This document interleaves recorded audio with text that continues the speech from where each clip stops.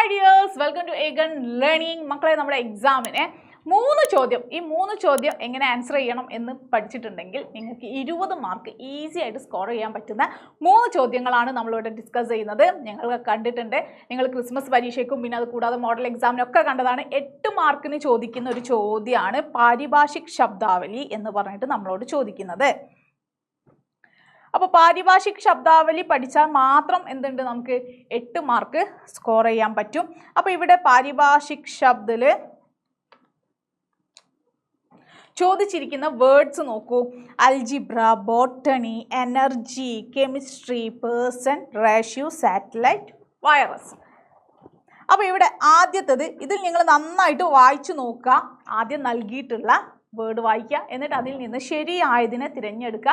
അത് നന്നായി വായിച്ചു നോക്കിയെങ്കിൽ മാത്രം കുറേയൊക്കെ നമുക്ക് മലയാളം നന്നായിട്ട് അറിയുന്നവർക്ക് മനസ്സിലാക്കാൻ പറ്റും. ഇപ്പോൾ കെമിസ്ട്രിയിലേക്ക് നമ്മൾ മലയാളത്തിൽ രസതന്ത്രം എന്ന് പറയും അല്ലേ. അപ്പോൾ ഇവിടെ പറഞ്ഞിരിക്കുന്നത് നോക്കൂ, രസായൻ അല്ലേ, ഇവിടെ നോക്കൂ, രസായൻ വിജ്ഞാൻ എന്നാണ് പറഞ്ഞിരിക്കുന്നത്. അപ്പോൾ ഇങ്ങനെ ഒരുപാട് വേർഡ് ഉണ്ട്, എനർജി, ഊർജ എന്നൊക്കെ. അപ്പോൾ ഇതൊക്കെ നമുക്ക് കറക്റ്റ് ശരിക്കും അങ്ങനെ ഒരു മലയാളം വേർഡ് ഒന്ന് ചിന്തിച്ച് നോക്കുക. ഏതെങ്കിലും കിട്ടാത്തത് ഉണ്ടെങ്കിൽ ചിലപ്പോൾ നിങ്ങൾക്ക് അങ്ങനെ സഹായകമായിട്ട് കിട്ടും.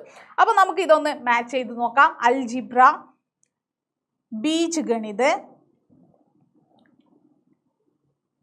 അടുത്തത് ബോട്ടണിയാണ്. ബോട്ടണി വനസ്പതി വിജ്ഞാൻ. എനർജി, എനർജി ഊർജ. കെമിസ്ട്രി രസായൻ വിജ്ഞാൻ. പേഴ്സൻറ്റ്, പേഴ്സൻറ്റ് അനുതാപ്, സോറി പ്രതിശതാണ്, പ്രതിശതാണ്. പിന്നെ അത് കൂടാതെ റേഷ്യോ, റേഷ്യോ ആണ് അനുതാപ്, സോറി അനുപാത്, അനുപാതം എന്ന് നോക്കാന്ന് നമ്മൾ പറഞ്ഞിട്ടില്ലേ. പിന്നെ അതുപോലെ സാറ്റലൈറ്റ്, സാറ്റലൈറ്റ് എന്ന് പറയുന്നത് ഏതാണെന്നറിയാമോ? ഉപഗ്രഹമാണ് കേട്ടോ. ഇനി വൈറസ്, വൈറസ് വിഷാണു. ഇങ്ങനെ 8 എണ്ണം കറക്റ്റായിട്ട് ചെയ്ത് കഴിഞ്ഞാൽ 8 മാർക്കാണ് നമുക്ക് കിട്ടുന്നത്.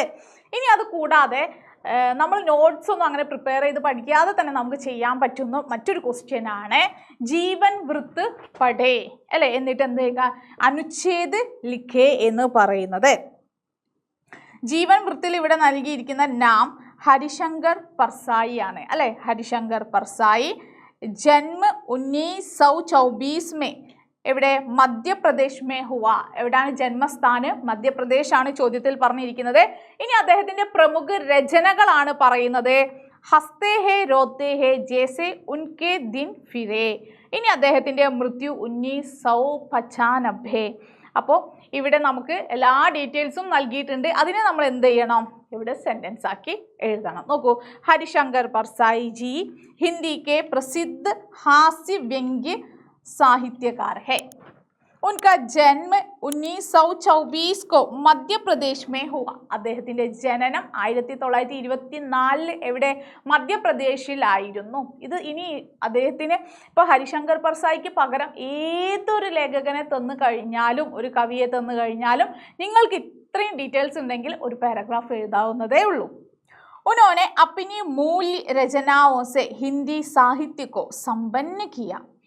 हंसते हैं रोते हैं जैसे उनके दिल फिरे आदि उनकी प्रमुख रचनाएं हैं.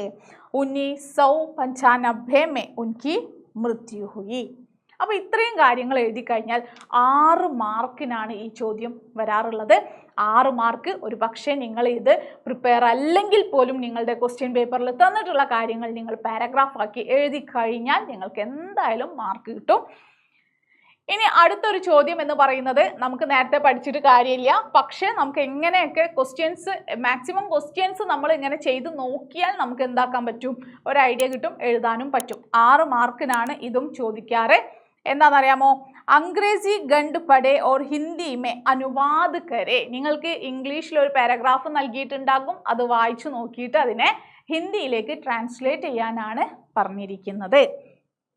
അപ്പോൾ ഇവിടെ നോക്കൂ, Virat Kohli was born on 5th November 1988 in Delhi. His father is Prem Kohli and mother is Saroj Kohli. He is known as one of the greatest batsmen in the history of cricket. He was awarded Padma Shri in 2017. അപ്പോൾ ഇത്രയേ ഉള്ളൂ, ഒരു 4-5 sentence. അതിനെ എന്ത് ചെയ്യണം, നമ്മൾ ഹിന്ദിയിലേക്ക് translate ചെയ്യണം. പക്ഷേ നിങ്ങൾക്ക് വേണ്ട പ്രധാനപ്പെട്ട കുറച്ച് വാക്കുകൾ ഇവിടെ നൽകിയിട്ടുണ്ട്. ഗ്രേറ്റസ്റ്റ്, മഹാൻ, അല്ലേ? അപ്പോൾ എപ്പോഴും നിങ്ങൾക്ക് ഏതൊരു പാരഗ്രാഫ് തന്നു കഴിഞ്ഞാലും നിങ്ങൾ മനസ്സിലാക്കേണ്ട കാര്യം അതിലുള്ള പ്രധാനപ്പെട്ട 2-3 വേർഡ്സ് ഇവിടെ നൽകിയിട്ടുണ്ടാകും. അപ്പോൾ ആ വേർഡൊക്കെ ഒന്ന് വായിച്ചു നോക്കുക. ഇവിടെ ഇപ്പോൾ ഗ്രേറ്റസ്റ്റ് എന്ന് പറയുന്ന അല്ലേ എന്ന വേർഡിന് മഹാൻ എന്ന് ഇവിടെ നൽകിയിട്ടുണ്ട്.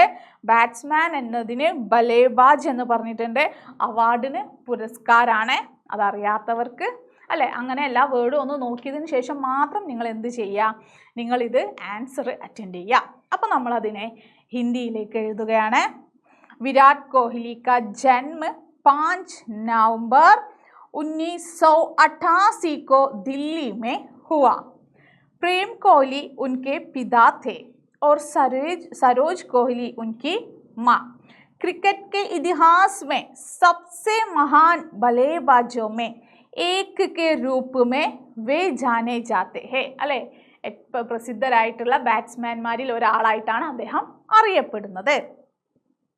2017 में पद्मश्री पुरस्कार से वे सम्मानित हुए. അപ്പോൾ 2017 അദ്ദേഹത്തിന് പത്മശ്രീ പുരസ്കാരവും ലഭിച്ചു എന്നാണ് നമ്മൾ പറയുന്നത്. അപ്പോൾ ഇവിടെ നമ്മൾ 3 ടൈപ്പ് ക്വസ്റ്റ്യൻസ്. അപ്പോൾ ഒരു എക്സാം എന്ന് പറയുമ്പോൾ ക്വസ്റ്റ്യൻ പേപ്പറിൽ വരുന്ന ക്വസ്റ്റ്യൻസ് വേണം നിങ്ങൾ ധാരാളമായി പ്രാക്ടീസ് ചെയ്യാൻ. കുറേ സമയം നമ്മൾ ടെക്സ്റ്റ് ബുക്കിലെ ക്വസ്റ്റ്യൻ ആൻസേഴ്സിന് തന്നെ കൊടുക്കാതെ എക്സാമിന് വരുന്ന ടൈപ്പ് ക്വസ്റ്റ്യൻസ് കൂടി പ്രാക്ടീസ് ചെയ്യാനായിരിക്കണം നിങ്ങൾ സമയം നൽകേണ്ടത്.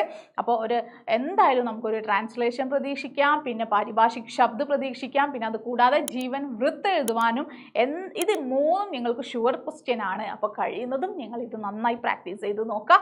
ഈ ക്വസ്റ്റ്യൻസ് നിങ്ങൾ ഒഴിവാക്കാതെ എക്സാമിന് അറ്റൻഡ് ചെയ്യുക.